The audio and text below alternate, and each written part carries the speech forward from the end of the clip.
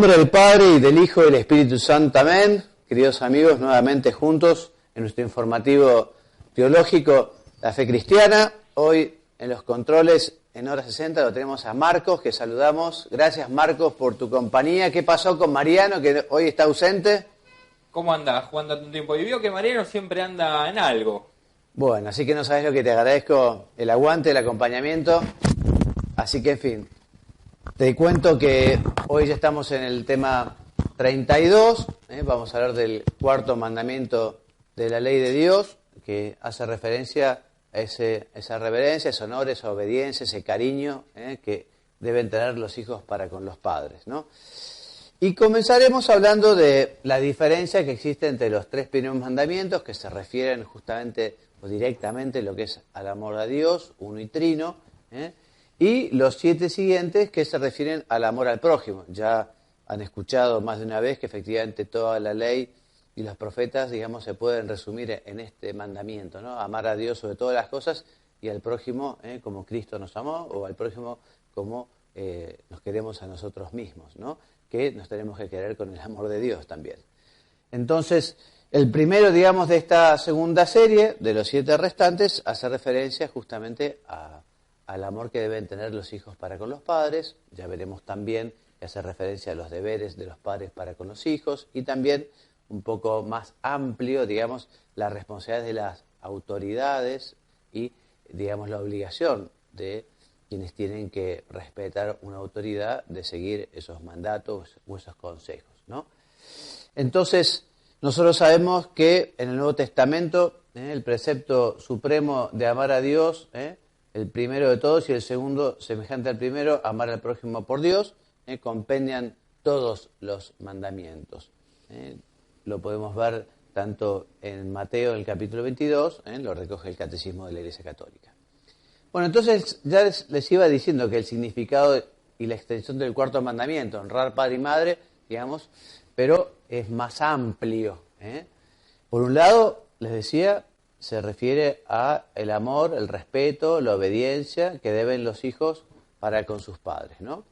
Pero también se refiere un poco, de un modo más general, a todas las relaciones de parentescos con los demás miembros de la familia, ¿no? También se refiere a los deberes de los alumnos respecto de sus maestros, o de los subordinados respecto de sus jefes, o de la ciudadanía, ¿no? Respecto a su patria, ¿no? El patriotismo, el amor a la patria, está encuadrado dentro de este cuarto mandamiento de la ley de Dios, ¿no? Y este mandamiento implica justamente ese deber de los padres y de todos aquellos que ejercen autoridad sobre los demás. ¿Qué decimos de la familia? Bueno, cosas que ustedes saben muy bien, ¿no? La familia es algo que tiene su propia orden natural. Dios, cuando creó a Adán y Eva, los creó marido y mujer, los creó para que formaran una familia, ¿no? Dice el catecismo que justamente al crear al hombre y a la mujer, Dios instituyó la familia humana y la dotó de su constitución fundamental. También dice el catecismo que un hombre y una mujer unidos en matrimonio forman con sus hijos una familia, ¿no? Y esto es un verdadero don, es un regalo. Ya diremos algunas cuestiones sobre la familia. Todos recordarán esa idea fundamental, esencial, que la familia, digamos, esa es la célula de la sociedad, ¿no? Y sabemos que cuando la célula se enferma, como en el cuerpo humano, una célula enferma, no sé, por ejemplo, el cáncer, bueno, puede llegar a terminar con la vida de una persona, ¿no? Y evidentemente cuando la familia comienza, digamos, a corromperse, la institución, eso hace que toda la sociedad decaiga.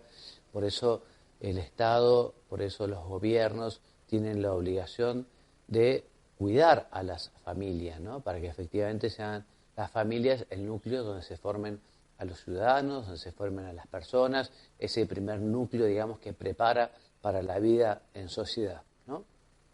Dice el catecismo también, entonces, que la familia cristiana es una comunión de personas, reflejo e imagen de la comunión del Padre, del Hijo y del Espíritu Santo.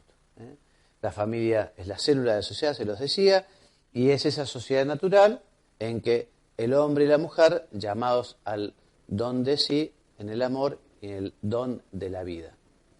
En este sentido, cuánto se agradece la generosidad de los padres para recibir los hijos que Dios les mande, para también educarlos conforme a la ley de Dios.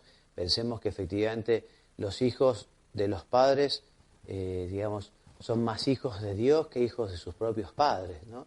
Y podríamos decir que los padres, han recibido ese talento del que deberán dar cuenta a Dios y deberán fructificar. La misión de todo padre de familia, padre, madre, es que sus hijos sean felices en la tierra y felices eternamente en el cielo, ¿no?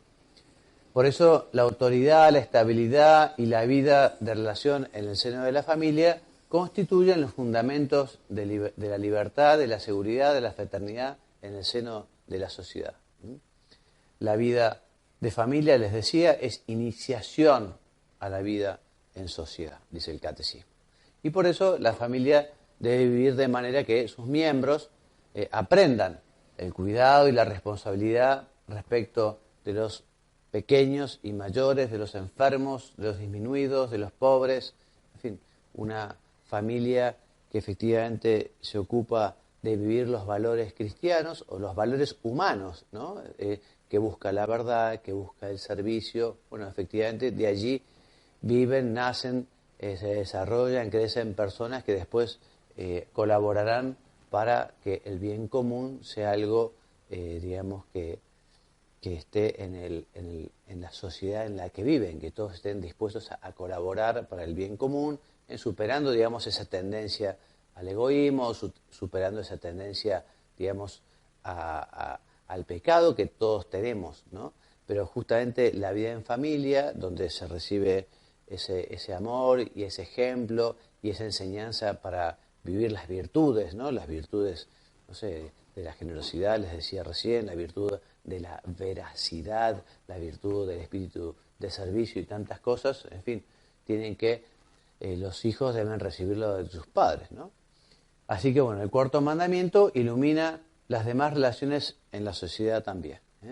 Esta sociedad tiene el grave deber de apoyar y fortalecer, les decía, el matrimonio y la familia, reconociendo su auténtica naturaleza y favoreciendo su prosperidad y asegurando la moralidad pública, ¿no? Porque efectivamente el ambiente social contagia a una sociedad donde efectivamente se busca la verdad, una sociedad donde se dice la verdad, una sociedad en la que se cultiva la generosidad. En cambio, una sociedad que vive de la mentira, del engaño, del hedonismo, del materialismo, de la sensualidad, todo eso, ¿no? Va lastimando a las personas y las va, contagiando de ese virus que es justamente el pecado, lo que es el virus que es el egoísmo, la maldad. Las familias tienen que aspirar a ser como la Sagrada Familia de Nazaret, como la familia de Jesús, María y José, donde se respiraba todo ese ambiente, ese deseo de hacer el bien, hacerse el bien entre ellos y hacer el bien a los demás, ¿no? Les decía, la Sagrada Familia es modelo de toda familia, modelo de amor y de servicio, de obediencia, de autoridad en el seno de la familia. Bueno, veamos entonces ahora los deberes de los hijos para con los padres, ¿no? Después veremos los deberes de los padres para con los hijos, ¿no? Pero, en primer lugar, decimos que los hijos han de respetar y honrar a sus padres y procurar darles alegría, rezar por ellos, corresponder lealmente, ¿no?, a su sacrificio. Para un buen cristiano, estos deberes es un dulcísimo precepto. Realmente poder ser cariñosos y agradecidos con los padres, no solo debería ser un deber, sino algo que a uno le llena justamente de alegría, ¿no? El poder darle a los padres, poder devolverle a los padres algo que nos han dado, por ejemplo, el tema de la vida, nada más ni nada menos, y a partir de allí la educación y tantas otras cosas, ¿no? Ustedes saben entonces que la paternidad divina es la fuente de la paternidad humana, y es el fundamento, del honor debido a los padres. Y respecto a los padres, se debe tener piedad filial, esa piedad filial que está hecha de gratitud, de amor, como recién les decía, ¿no? Para aquellos de quienes hemos recibido el don de la vida, su amor, su trabajo. Así que, en fin, puede ser también esta clase de hoy una buena oportunidad para el examen de conciencia y ver, bueno, cómo uno ha vivido la relación con sus padres, ¿no? Por un lado, para dar gracias, si efectivamente Dios nos ayudó a ser generosos y a devolver ese amor que nos han dado, o también quizá para pedir perdón, porque algunas veces quizá no estuvimos a la altura de las circunstancias, ¿no? Ya veremos cómo también cuando los padres van siendo mayores, los hijos no deben desentenderse de los padres, sino que cuando están enfermos o cuando ya, en fin, tienen dificultades, los hijos tienen que estar cerca, ¿no? Es tan importante esto que además la Biblia justamente nos habla con palabras fuertes, ¿no? de los hijos que son desagradecidos o ingratos con sus padres, ¿no? De hecho, nos dice aquí la Escritura: con todo tu corazón honra a tu padre y no olvides los dolores de tu madre. Recuerda que por ellos has nacido. ¿Cómo les pagarás lo que contigo han hecho? ¿No? Así que, bueno, le pedimos a Dios ser agradecidos y saber manifestar nuestro cariño y nuestro reconocimiento con obras, con hechos, con actos concretos. Bueno, entonces este respeto filial se manifiesta en la docilidad y en la obediencia, especialmente con los jóvenes, con los niños, en fin, obedeciendo a lo que los padres mandan, haciendo lo que ellos nos dicen. Ya lo dice San Pablo a los colosenses: hijos, obedeced a vuestros padres, obedeced en todos vuestros padres, pues esto es agradable al Señor. Mientras están sujetos a sus padres, deberán obedecerles en lo que dispongan. Después, en fin, es verdad que los hijos van teniendo más edad y van teniendo independencia, pero nunca deberá faltar el respeto y el deseo justamente de seguir sus consejos, indicaciones, cuando éstas son prudentes, cuando éstas son buenas, cuando éstas son oportunas. Aquí lo decíamos, esta obligación cesa con la emancipación, pero no cesa nunca el respeto que uno le debe a sus padres. Bueno, el cuarto mandamiento recuerda a los hijos mayores de edad sus responsabilidades para con los padres, y en la medida que puedan deben prestarles ayuda material y moral en los años de vejez, les decía, durante la enfermedad, en momentos de soledad o abatimiento. Si los padres mandaran algo opuesto a la ley de Dios, cosa poco frecuente, ¿no? Pero bueno, supongamos que alguna vez los padres mandaran algo que va contra la ley de Dios, ¿no? Robar, por ejemplo, ¿no? Bueno, los hijos estarían obligados a anteponer primero la ley de Dios, la voluntad de Dios, ¿no? Ya lo decía los Hechos de los Apóstoles, es necesario obedecer a Dios antes que a los hombres, incluso antes que a los padres, si los padres mandaran algo contra la ley de Dios. Dios es más padre, les decía, que nuestros padres, ¿no?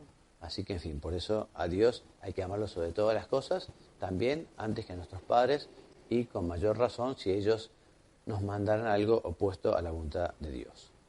Bueno, los deberes de los padres. Entonces, los padres han de recibir con agradecimiento, como una gran bendición y muestra de confianza, a los hijos que Dios les envíe. O sea, una primera idea importantísima es tener esa apertura a la vida, esa disposición de aceptar la voluntad de Dios, el querer de Dios, ¿no? Cuando efectivamente Dios envía un hijo, ¿no? Bueno, y además de cuidar de sus necesidades materiales, tiene la grave responsabilidad de darles una recta educación humana y cristiana, cosas que efectivamente los padres habitualmente se esmeran, ¿no? Para tener una buena educación humana, que sepan matemáticas, que sepan leer, que sepan escribir, que sepan inglés, pero también es importante que vayan conociendo cada vez más a Jesucristo, que vayan tratando de vivir conforme a la vida de Jesús, que vayan también participando de sus responsabilidades como bautizados, que vayan sabiendo la importancia que tiene también hacer apostolado, etcétera, etcétera, etcétera, etcétera. Por eso el papel de los padres en la formación de los hijos tiene tanto peso, que cuando ella falta difícilmente pueda suplirse. Muy difícil reemplazar a los padres. Este derecho y deber de la educación son para los padres obligaciones y derechos primordiales e inalienables. O sea, tienen un derecho fundamental que el Estado debe tutelar, que el Estado debe fomentar. Y así los padres tienen la responsabilidad también de la creación de un hogar donde se viva el amor, el perdón, el respeto, la fidelidad, el servicio desinteresado. Qué importante esto, ¿no? Que efectivamente los padres consigan hacer de su casa, eso, un ambiente donde se respire esto, donde se viva, ¿no? El perdón, el respeto, el amor, la fidelidad. Todos están obligados en la casa, ¿no? Pero evidentemente los padres tienen una obligación mayor. El hogar es un lugar apropiado para la educación de las virtudes, o sea, los padres con el ejemplo, pero después también con la palabra, enseñar a los chicos a ser puntuales, a cumplir sus tareas, a decir la verdad, a tener espíritu de servicio, a vivir la solidaridad. Bueno, todo eso se aprende en casa, ¿no? Se debería aprender en la casa. Y después uno ya ha aprendido esto, después lo incorporó para toda la vida. Por eso dice aquí que los padres han de enseñarles, con el ejemplo y con la palabra, a vivir una vida sencilla, sincera, alegre, también una vida de piedad, o sea, en el trato, en el amor a Dios. También transmitir inalterada y completa la doctrina católica y formarles en la lucha generosa por acomodar su conducta a las exigencias de la ley de Dios. O sea, que con toda naturalidad aprendan a decir la verdad, a asumir su responsabilidad si alguna vez se equivocó, cometió un error, no mentir, sino decir las cosas. En fin, tan importante, qué oportuno. Recientemente celebramos a San José, ¿no? Un padre ejemplar, esposo ejemplar. A él le pedimos que justamente proteja a los padres, que proteja a las familias, que proteja a las madres, para que efectivamente se consiga este ambiente que es tan importante para los hijos, tan importante para la sociedad. ¿Qué nos dice San Pablo en su capítulo 6 a los Efesios? Padres, no irritéis a vuestros hijos, antes bien, educadles en la doctrina y enseñanzas del Señor. O sea que efectivamente también los padres no deben ser autoritarios, no deben ser arbitrarios, deben ser hombres prudentes, serios, con capacidad para exigir como corresponde, pero, en fin, ejerciendo, digamos, su deber, pero con responsabilidad, con seriedad, con prudencia, pidiendo ayuda cuando no se sepa cómo obrar, pero no hay derecho a que los padres nieguen todo tipo de espacio, libertad a los hijos, no hay derecho a que efectivamente los hijos tengan que seguir su vocación, la vocación profesional de sus padres, porque el padre está empeñado en que estudie una determinada cuestión, cuando es una cuestión de la libertad del hijo, ¿no? O que no acepten a una novia, por ejemplo, a un novio, cuando, en fin, los que tienen que elegir la novia o el novio son los hijos, ¿no? Los padres podrán recomendar, orientar, decir, pero, en fin, tienen que respetar también ese derecho a la libertad que tienen los hijos, ¿no? Por eso, de esta responsabilidad no deben desentenderse dejando la educación de los hijos en manos de personas o instituciones, aunque sí pueden, y en ocasiones deben, contar con la ayuda de quienes merezcan su confianza. O sea, los padres habitualmente confiarán en un colegio, ya lo veremos, escuela primaria, escuela secundaria, para que acompañe, digamos, la formación que reciben en su casa. A veces cuando los padres no tienen mucha formación, a veces también las escuelas, y más las escuelas católicas, también suplen un poco esa, o ignorancia o incapacidad que a veces tienen los padres para transmitir valores cristianos, ¿no? Esto es la escuela católica. Los padres han de saber corregir también, ¿no? Corregir, porque, dice San Pablo, ¿qué hijo hay a quien su padre no corrige? Pero teniendo presente también el consejo del apóstol. Padre, no os excedáis al reprender a vuestros hijos, no sea que se vuelvan pusilánimes. O sea que hay que corregir, pero con prudencia. También los padres han de tener un gran respeto y amor a la libertad, lo decíamos recién, ¿no? Enseñándoles a usar con responsabilidad. Poco a poco, conforme van creciendo, digamos, como uno les va dando un poco más de hilo, ¿no? Y de dinero y de libertad, pero para que los chicos justamente lo hagan con responsabilidad y se vayan desenvolviendo, cumpliendo sus tareas. Es fundamental el ejemplo, porque la educación no es decir, bueno, hijo, yo ahora te voy a educar, sentate, toma nota, porque te voy a educar. La educación en la familia se realiza continuamente, con la vida misma, con el ejemplo mismo, ¿no?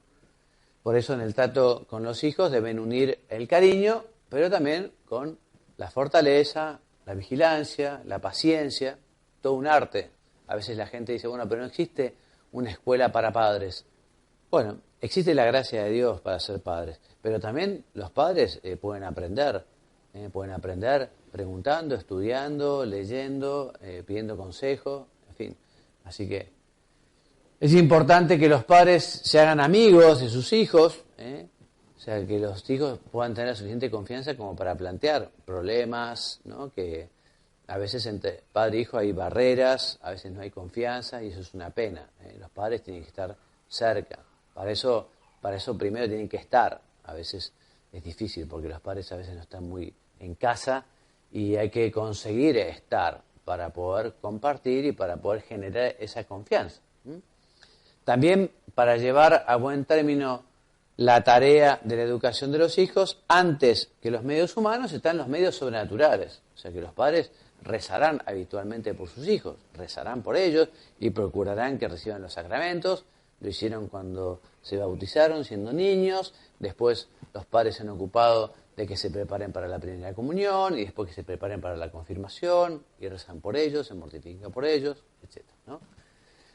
Como primeros responsables de la educación de sus hijos, les decíamos recién, tienen el derecho de elegir una escuela que responda, digamos, a sus propias convicciones. Es un derecho fundamental que también debería tutelar todo Estado, todo gobierno, debería justamente permitir que los padres puedan encontrar colegios que de alguna manera sigan con sus convicciones religiosas.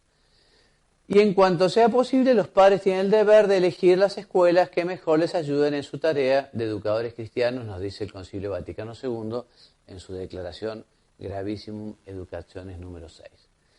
Repetimos, los poderes públicos tienen el deber de garantizar este derecho de los padres y asegurar las condiciones de su ejercicio. Después habrá que ver en concreto cómo se realiza, pero digamos es una idea fundamental que efectivamente los poderes públicos apoyen, ¿no?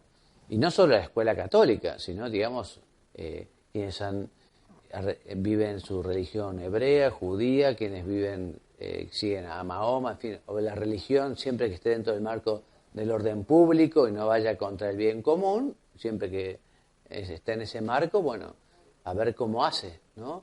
El Estado para acompañar a esos padres en la educación de los hijos, ¿no? Bien, un tema importante es el siguiente, que los vínculos familiares, aunque son importantes, no son absolutos, ¿no? Entonces, cuando el hijo va creciendo y va siendo más maduro, puede ser que reciba de pronto un llamado especial de Dios, una vocación especial, ¿no? Y los padres no pueden oponerse a esa vocación. Una vocación, por ejemplo, de entrega a Dios en el sacerdocio, ¿no?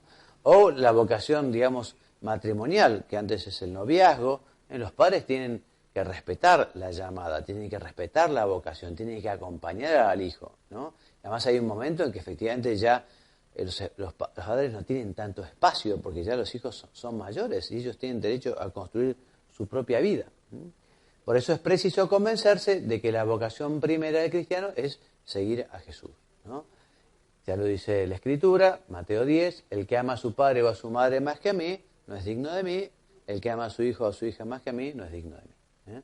Así que esta vocación divina de un hijo para realizar una peculiar misión apostólica supone un regalo de Dios para una familia. Y la familia, si de pronto un hijo es llamado al sacerdocio, o si una hija es llamada a ser religiosa, o si un hijo es llamado a una determinada vocación de entrega a Dios, los padres tienen que alegrarse y tienen que apoyar y tienen que acompañar, ¿no?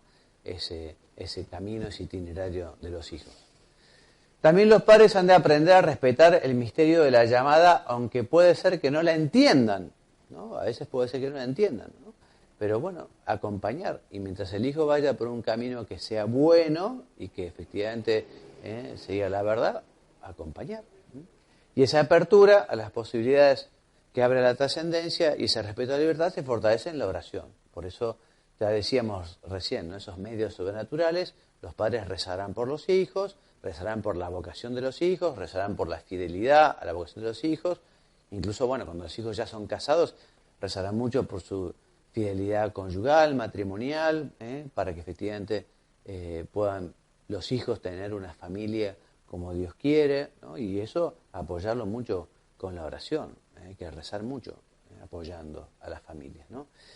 Bueno, entonces así se evita una excesiva protección o control indebido de los hijos. O sea, no puede haber por parte de los padres una especie de apropiación, ¿no? O sea, buscar en el hijo la propia proyección personal. Al hijo hay que formarlo, educarlo y después dejarlo libre para lo que Dios quiera de él o para lo que el hijo piense que es su camino. Bueno, respecto de los deberes con los que gobiernan la Iglesia. Entonces, bueno, nosotros debemos rezar por quienes gobiernan a la Iglesia, ya lo veremos ahora, especialmente por el Santo Padre, por los obispos, ¿no? O sea que todos los fieles han de aceptar con prontitud y cristiana obediencia también las orientaciones, las invitaciones, las obligaciones que la Iglesia, digamos, nos dice a través de sus ministros. Todo lo que los sagrados pastores como representantes de Cristo establecen en la Iglesia. O sea que igual hoy por hoy tenemos una visión de la Iglesia que no es la Iglesia, digamos, de hace muchos siglos, ¿no? A veces había una mentalidad de la Iglesia quizá muy jerarcológica, después del Concilio Vaticano II, y en fin, de hace años también. La Iglesia y los pastores están para servir a los fieles, para ayudar a los fieles, ¿no? Entonces, efectivamente, lo que buscan los pastores es la santidad de los fieles, la santidad de todos los cristianos, y por eso ellos mismos tienen que ser especialmente ejemplares y austeros, etcétera, etcétera, etcétera. Por eso nosotros, en fin, todos los fieles no dejaremos de encomendar con nuestras oraciones a los obispos y a quienes tienen la responsabilidad de gobernar en la Iglesia. Este espíritu filial se muestra ante todo, te decía, en la fila de adhesión y unión con el Papa, ¿no? El Papa, que es la cabeza visible de la Iglesia, el vicario de Cristo, rezaremos especialmente por él, que además el Papa Francisco nos lo pide repetidamente.